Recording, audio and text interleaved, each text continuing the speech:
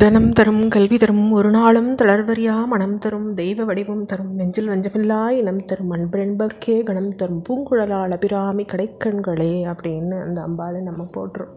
இப்போ நம்ம 39வது தசகத்தில் இருக்கோம், நாராயணியத்தில். அப்போ கிருஷ்ண பரமாத்மாவோடு அவதரித்த அந்த தேவியான யோகமாயனுடைய அவதாரத்தை பார்த்தோம். அப்போது உன்னோட நன்மையை நீ தேடிக்கோ, உன்னை கொள்றவன் எங்கேயோ பிறந்துட்டான், நீ என்னையா கொல்ல பார்க்குறேன்னு கேட்டுட்டு தேவி மறைஞ்சு விடுறாங்க. இதுதான் 6வது ஸ்லோகத்தினுடைய தாத்பரியம். இப்போ 7வது ஸ்லோகத்தை பார்க்கலாம். பிரகே புனரகாத்மஜா வச்சனம் ஈரிதா பூபுஜா பிரலம்பபக பூதனா பிரமுகதா நவாமானினஹ பவன்னிதன காம்யயா ஜகதி பப்ரமுர்நிர்பயாஹ குமாரக விமாரகா கிமிவ துஷ்கரம் நிஷ்கிருபைஹி.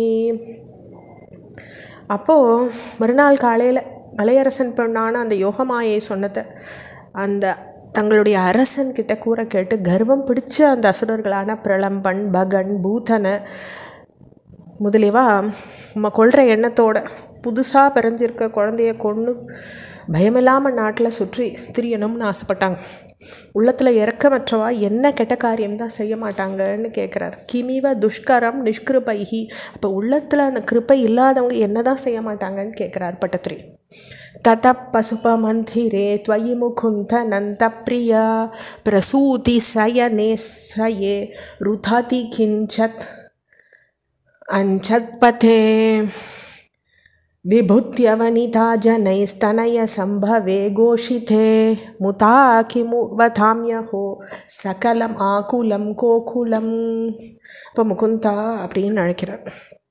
நந்தகோபகுருடைய கிரகத்தில் நந்தர் பத்னியான யசோதையின் பிரசவ படுக்கையில் சயனிச்சிருந்த சுவாமி சித்த கால்களை அசைச்சுண்டு அழுத போது தூக்கம் கலந்தெழுந்த ஸ்திரீகளால் புத்திரன் பிறந்த நற்செய்தி எங்கேயும் பேசப்பட்டது. கோகுலம் முழுசும் ஆனந்த பரவசமாச்சு. அந்த ஆச்சரியத்தை நான் என்னன்னு சொல்லுவேன் அப்படின்னு கேட்குறார். சகலம் ஆகுலம் கோகுலம், எல்லாம் கோகுலமே ஆனந்த பரவசப்பட்டதே, அதை பற்றி நான் என்ன சொல்ல முடியும்னு கேட்குறார் பட்டத்திரி.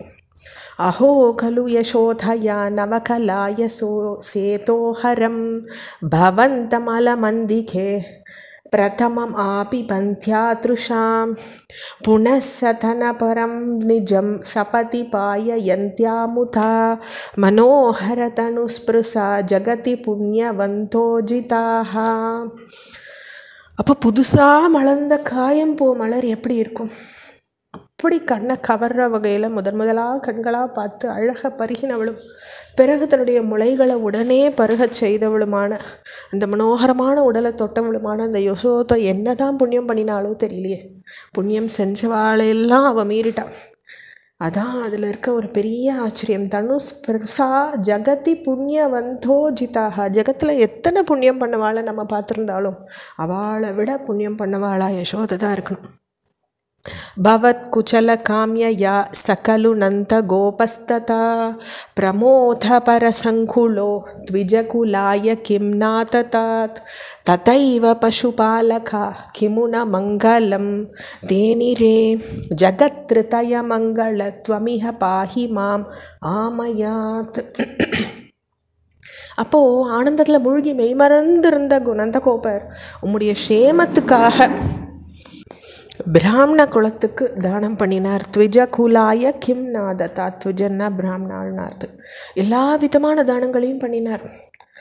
அவ்வாறே மற்ற யாதவர்களுக்கும் எல்லா மங்களங்களையும் செஞ்சு சந்தோஷப்பட்டுட்டார்.